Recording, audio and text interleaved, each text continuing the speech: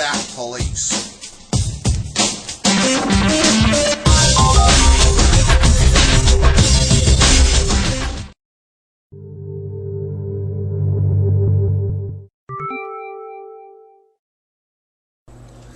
Hello ladies and gentlemen, welcome to another episode of the Fact Police. I don't go on opinions, I go on proven facts. And today, I'm sorry to prove this to you vegetarians, it is a fact. We have been born, and throughout the history of our civilization, throughout millions of years, have eaten meat. You know, I'm sorry. I've got facts to prove it to you, and also I've got facts to prove that PETA kills pets.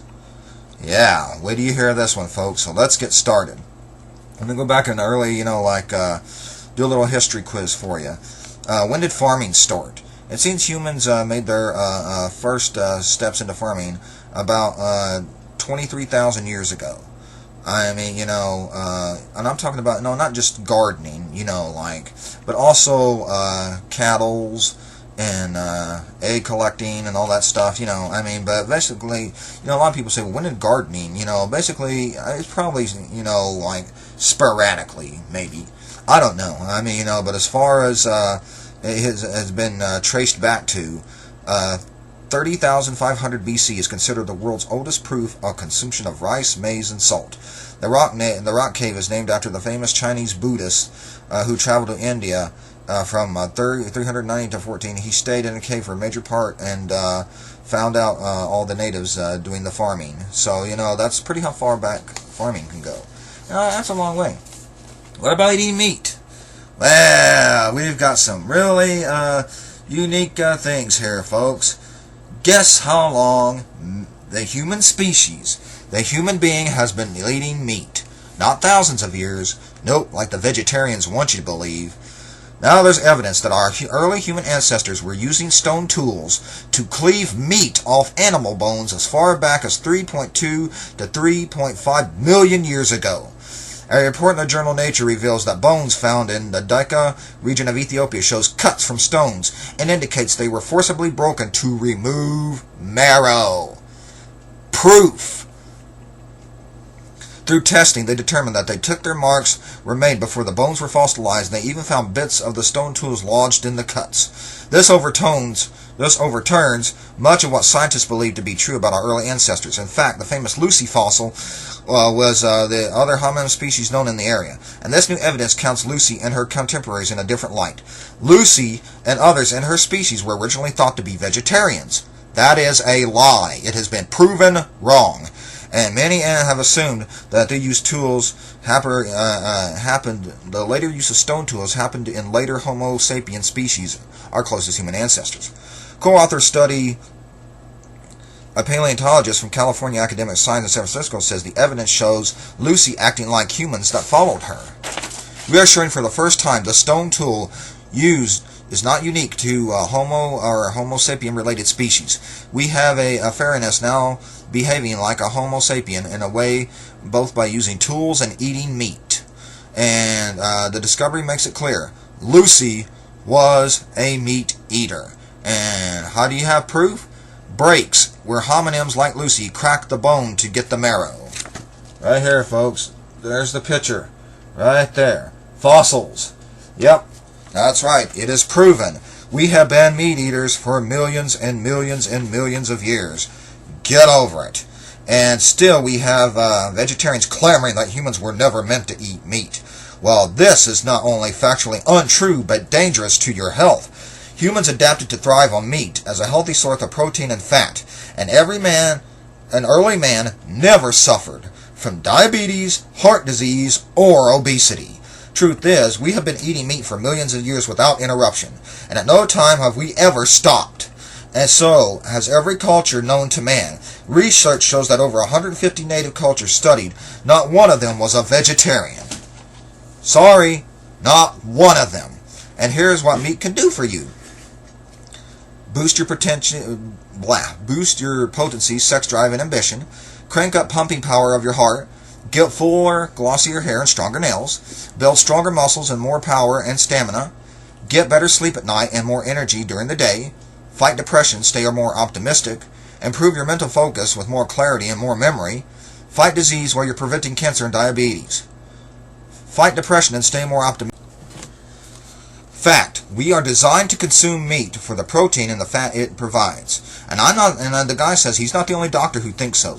Dr. Michael and Mary Dan Eads write, in anthropological scientific circles, there's absolutely no debate about it. Every respected authority will confirm that we were hunters. Our meat-eating heritage is an inescapable fact. All of our hunter-gathering ancestors were meat eaters, without exception. In fact, no native cultures known to man have ever been vegetarians. There is no proof of it. Zero. None. I said, folks, I don't go on opinions. I go on facts. And let's go on a little more. Why you need these 12 essential nutrients in every 24 hours. Here's what meat provides. Vitamin B12. This vitamin, so vital to humans, is only found in meat.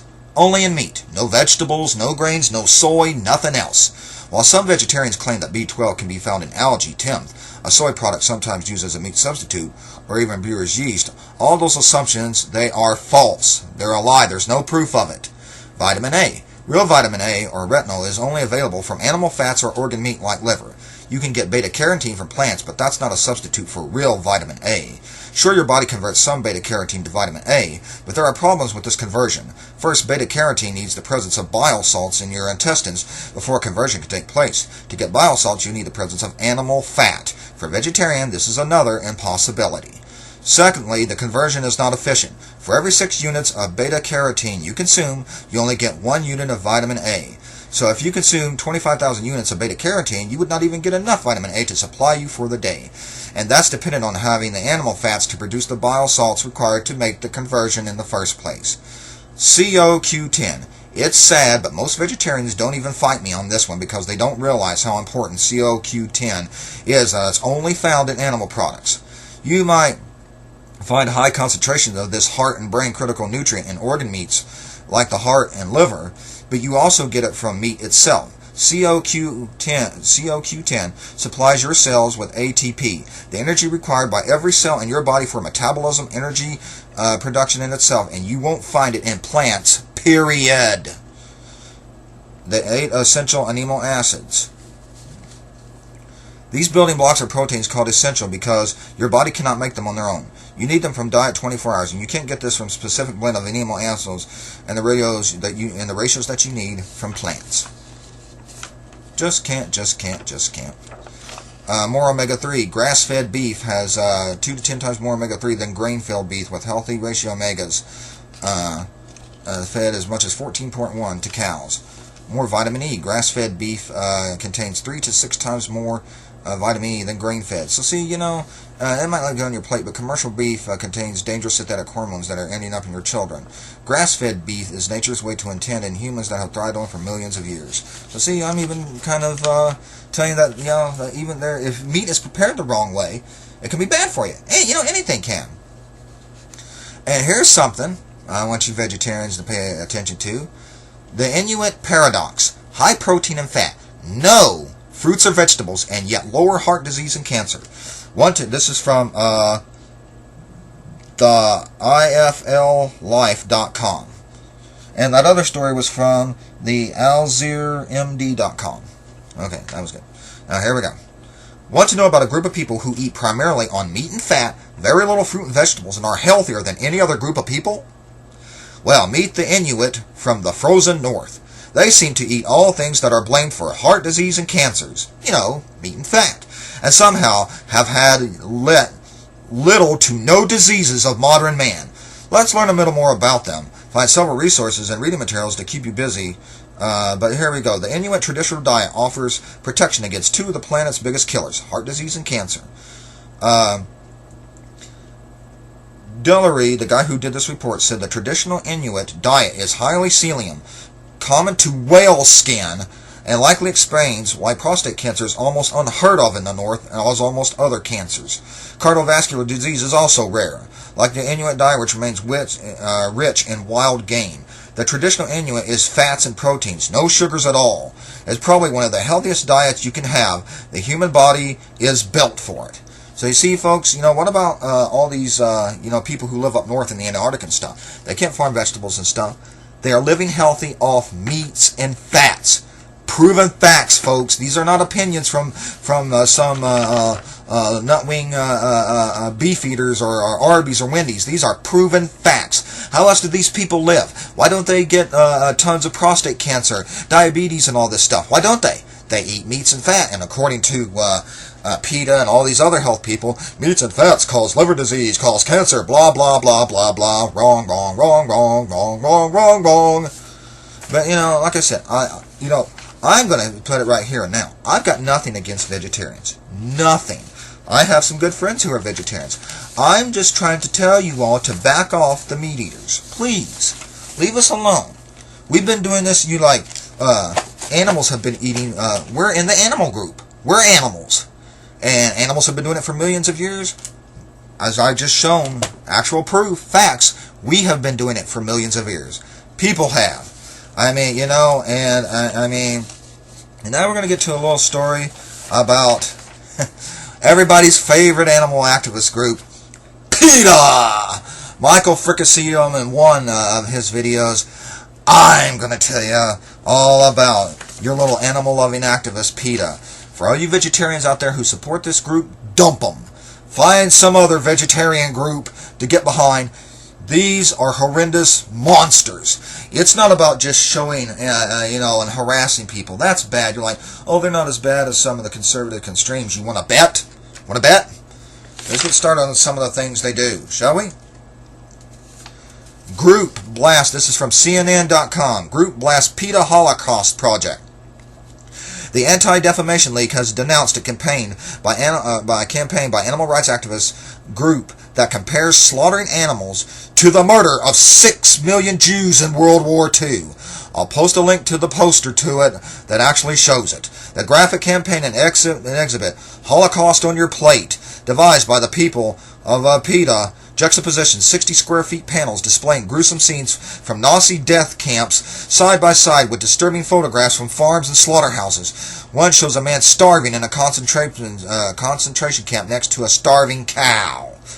The effort from PETA was deliberate.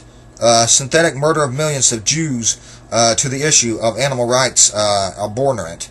The statement, PETA's effort to seek approval for the Holocaust on Your Plate campaign is outrageous and offensive.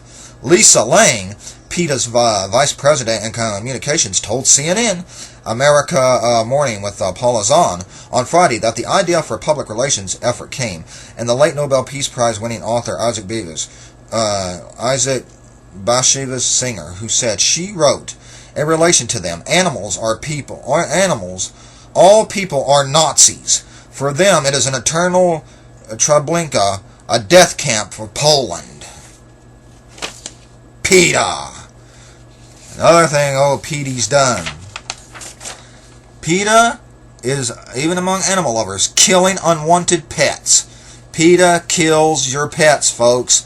Dogs, cats, puppies, kittens. And if you don't believe me, look up PETA's Animal Record Report for 2010. The group filed this themselves from the Virginia Department of Agriculture and Consumer Services of 2010. Look it up. I'll print the link for you. PETA admitted they kill pets. Nearly a decade, Daphne Nemonovich still remembers the re-release of Disney's classic 101 Dalmatians and the tragedy that followed.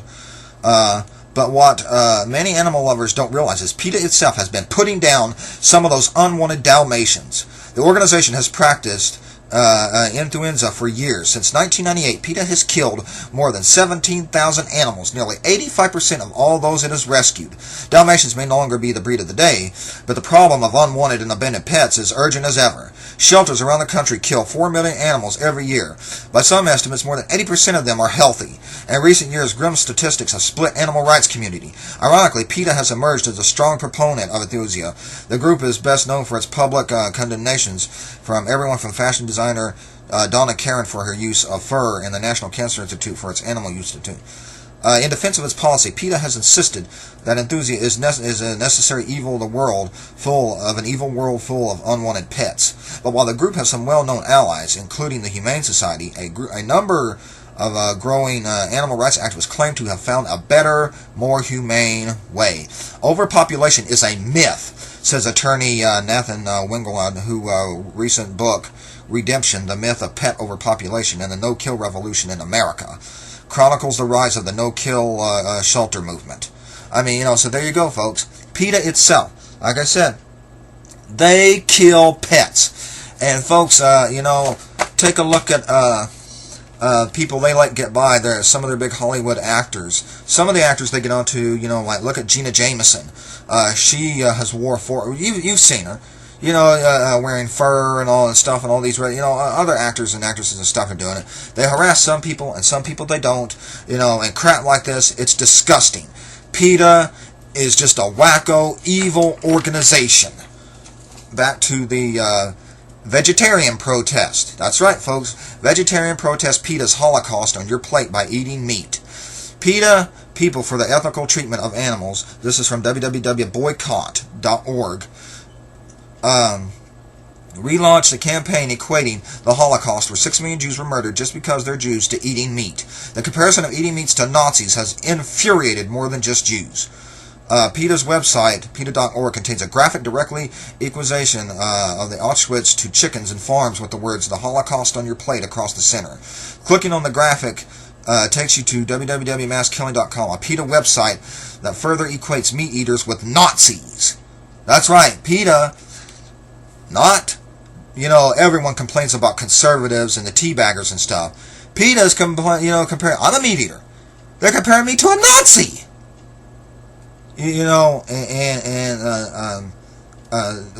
It's disgusting. And there's one vegetarian, he summed up his displeasure with PETA's latest campaign by saying, "That's it. I will raise my kids not to be vegetarians." So way to go, PETA. That's how you get them in there. You put evil, disgusting things like this. And, folks, I'm not lying. Here's from netnews.com. Here's, I'll put the link up that shows the ad. That's it right there.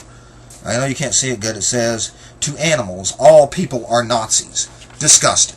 Disgusting. That's what animal-loving PETA is doing. What are big, bad, evil people who kill animals and make food for McDonald's doing? I'll tell you what McDonald's is doing. McDonald's dumps McMuffin egg factory over health concerns. This is from yahoo.com. McDonald's will be looking for a new source of eggs for many of its hugely popular Egg McMuffins. The fast food company says it will no longer accept eggs from the country's biggest egg companies, Sparbo Farms. This is the subject of an ABC News investigation to broadcast Friday on 2020 World News with Diane Sawyer, as was cited Thursday by Food and Drug Administration for significant and serious violations in production of eggs. The mercies of animals activists who went undercover to record a video in Sparbo told ABC News investigation correspondents, "I saw the workers do horrendous things to the birds. They were thrown, grabbed by the neck. They were slammed in and out of cages." I mean, and it's disgusting. And I'm a meat eater. But you know what? Treating animals like that is wrong. Sparbo executives told Ross the employees seen on the tape abusing the chickens were all fired. "We have a zero tolerance policy," says Ken Kaplan, Sparbo's director of government relations. "People who violate that policy will be taken very seriously." So it's kind of amazing how people who are meat eaters, the people who kill all these animals, and I will say, folks, hey, I don't know what would be the most humane, maybe putting them to sleep. I know a lot of people don't agree with that, but, for people who do eat meat, look what McDonald's is doing. They quit these people because these animals were severely being abused. PETA's killing little puppies and kittens. I mean, so who's really, to me, PETA's not but a bunch of filthy hypocrites. They're liars. For all you people who are with PETA, I'd find a different animal group. Find them soon. Now, I'm going to go on into, is meat good for us or bad for us? What meat, the benefits of red meat? Zinc. Children and teenagers, particularly kids, have been found to be deficient in zinc. Half of all girls in their teens do not have healthy levels of the mineral. Gee, vegetarians. Iron. Red meat is an essential source of iron. Lean beef has 2.7 milligrams of iron per 100 grams. This is vital good health as well as prevention conditions such as anemia. Protein. Red meat is a major source of protein. B vitamins. B vitamin is one of the best sources of these vitamins, which are found only in animal foods, which help maintain nerve cells and normal blood formation. Not vegetables, meats. Okay. And of course, if you eat, the wrong kinds of meats, and over-processed meats, if you eat them too much and stuff, of course they're going to cause disease and stuff. But, just like the people up north in the Arctic and stuff, if you eat meat right, it's actually healthy for you, even over vegetables. Eating too much fruit can be bad for your health. Sean, how dare you? Sorry, but it's absolutely true. What do you mean? Well, here we go. According to rbenkim.com, eating too much fruits can be bad for your health. Many of us have come to believe that eating healthier means eating lots of fruits and vegetables. While fruits and vegetables are much better for you than redefined foods like cookies and chips, my experiences and research have led me to believe that too much fruit can be harmful to your health. Please explain, Sean. Okay. Let's take a look at some of the stuff this guy, where's it on? I'm looking for, yeah. It's not uncommon for a strict fruitarian to eat 5 bananas, 5 dates for breakfast, 1 large cantaloupe for lunch, and 5 peaches for dinner. Some fruitarians, more balanced approach, eat lots of less sweet seed-bearing fruits like tomatoes and zucchini. They also eat plenty of greens like romaine lettuce. Regardless of which approach is taken, I have not met a single strict fruitarian of more than 2 years who didn't have significant health challenges. The most common challenges are dental decay, osteoporosis, wasting of muscle tissue, inability to maintain a healthy weight, chronic fatigue, skin problems, thinning hair, weakening nails, and excessive irritability. Some of these problems are the result of nutritional deficiencies. The most common deficiencies are known in the population are vitamins B12, A, D, and zinc. And I know, all you vegetarians out there, they're going to talk about, and boy, I can't wait to read this. Like I said, this is mostly aimed at PETA for me. Now, I'm aiming this at PETA, but, I want you vegetarians to pay attention now. They're like, vitamins. We don't need to eat meat. We'll take vitamins. I got some news for you. What foods are high in riboflavin? Everybody knows what riboflavin is, don't you? It's a protein, also known as vitamin B2. So most people who eat a balanced diet do not have a problem getting they need the vitamin B's. So riboflavin is, and where is riboflavin found? Well, I tell you where it's found. Riboflavin is found in meats and vegetables, plants, but mostly in meats. And when you take vitamin V tablets, you're getting niacinamide, riboflavin, and other vitamins. So that means, folks, you are putting maybe animal or vitamins, animals, vegetable. You're getting animal protein in you somehow. See, I can't talk. And I know what all you people out there are thinking. Well, Sean, we'll take vitamins B12 in them. That's how we'll get our missing zinc and iron and all them, and vitamin B12. Well, you know what, folks? Let's take a look at vitamins, shall we? You know what vitamin B tablets have in them? Okay, nicotinamide, riboflavin, thiamine hydrochloride. Okay, that's what all vitamin B compounds have in them. What is riboflavin? Riboflavin is a water solution vitamin that cannot be produced by the body. It is produced by microorganisms and plants, therefore must be indigested. Riboflavin is needed to produce other nutrients in the body important for various metabolic functions. It is also necessary to support the activity of vitamin B6, folate, niacin, and vitamin K. Okay, proteins. Chicken, beef, and pork all have riboflavin. The best meat source is beef liver. Grains and cereals are also a good source of riboflavin. Vegetables, mushrooms, spinach, broccoli, mustard greens, and green beans and cabbage. I guess the point I'm trying to make, folks, when you buy those little pills, the majority of them don't say where the riboflavin comes from. They just don't. So you could be indigesting meat products. And let's talk about, speaking of which, you say you're a vegetarian, you're a sentient, You don't want no harm to come to any... okay, let's get into that, shall we? Let's talk about all the items that have animal products. Here we go. This is to provide further insight that many simple and common ingredients may still contain meat products in them without being aware of it. This is from Teppan-Napcom, ingredients and chemicals that may contain meat. Acid casein, made from milk, bread, and cereal enrichment. Activated carbon, vegetable within U.S. or animal cow bone, sugar processing, and water purification. Adipic acid, synthetic, may contain extremely low amounts of meat products. Products processed to impart a tart flavoring. Adrenaline, adrenaline glands of hogs, cattle, and sheep. That's in medicine. Albumin, egg white, blood, vegetable tissues, usually derived from egg whites, baking goods, cakes, cookies, pastries, candies, and cosmetics.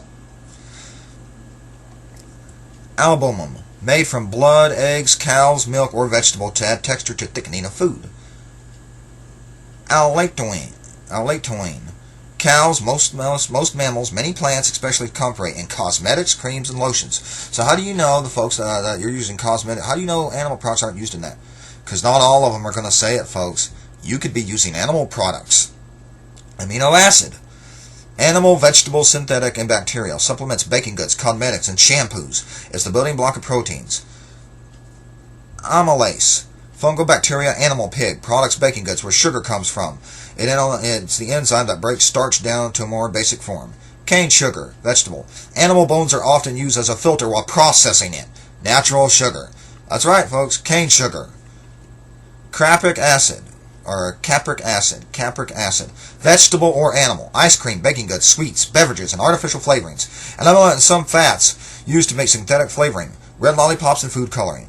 Capillaric acid, cow or goat milks, coconut oil, palm oils, perfumes, and soaps. Carmine, red coloring, made from insects, candies, frozen pops, bottle juice, red applesauce, colored pasta, cosmetics, and shampoos. Carotene, provitamin A, beta-carotene, animal, plants, coloring, and cosmetics, and vitamin A. Casein, milk protein, added to dairy products such as cottage cheese, creams, cream cheese, sour cream cheese, added to imitation, and soy cheese, breads, and cereals. Cosmetics and hair preparations. Carmine, animal and insects, juice, dairy products, ice creams, fruit fillings, puddings, and baked goods, food coloring made from female beetles. Carbohydrate, vegetable or animal, insects, cornstarch, and glucose. Clarifying agent, animal, egg, jellyfish, or gelatin, fish bladder, milk, mineral, used to help filter out small particles of liquids to make liquid clear. And where is my favorite? Where is gelatin? Here we go. Gelatin. Hooves, cartilage, bones of animals. Jelly beans, marshmallows, yogurts. That's right, yogurts, ice creams, cakes, and frosted cereals. Shampoos and cosmetics, coating on pills and capsules on photographic film used as a thickener. That's right, folks. You guys have, there's I'm going to post, there's just pages and pages, cosmetics, foods, everything, washing detergents.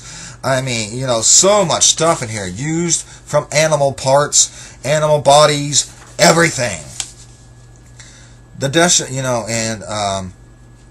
says the definition of natural flavorings are code in federal regulations as follows. The term natural flavoring means the essential oil or essence or extracted protein, hydrodistillate or distillate, or product of roasting, heating, or emphasizing, which contains the flavoring consistence derived from a spice, fruit or fruit juice, edible yeast, herb, bark, bud, root, leaf, or similar plant material, meat, seafood, poultry, egg, dairy products, or fermentation products thereof, whose significant function in food flavoring is rather than nutritional. In other words, natural flavorings can be pretty much anything approved for in food.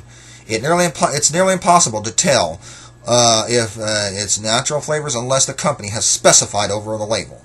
A few vegetarian or vegan-oriented companies are doing this now, but the overwhelming majority of food manufacturers do not.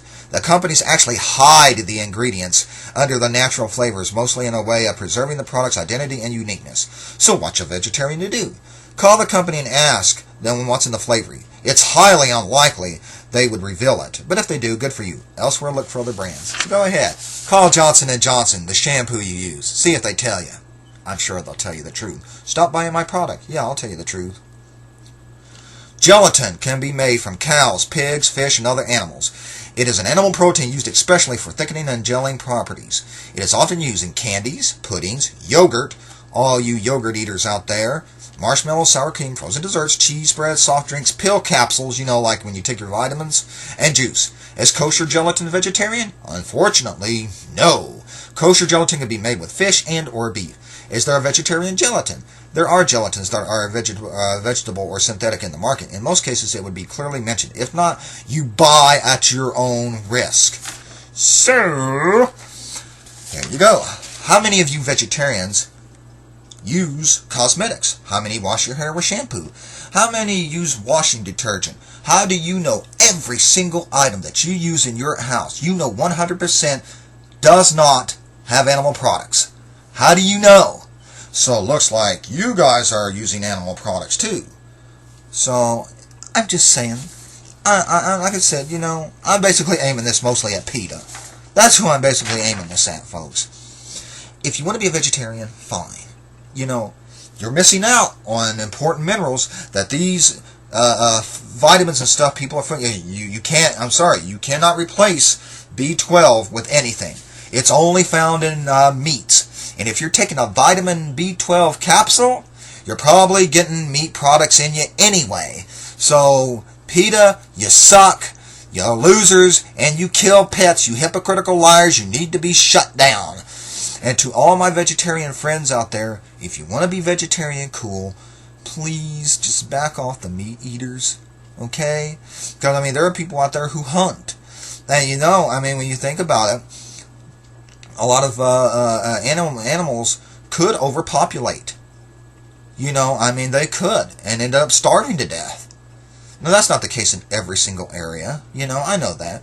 And in some places it is a choice. But, look there are countries in the world where no vegetables and stuff are around.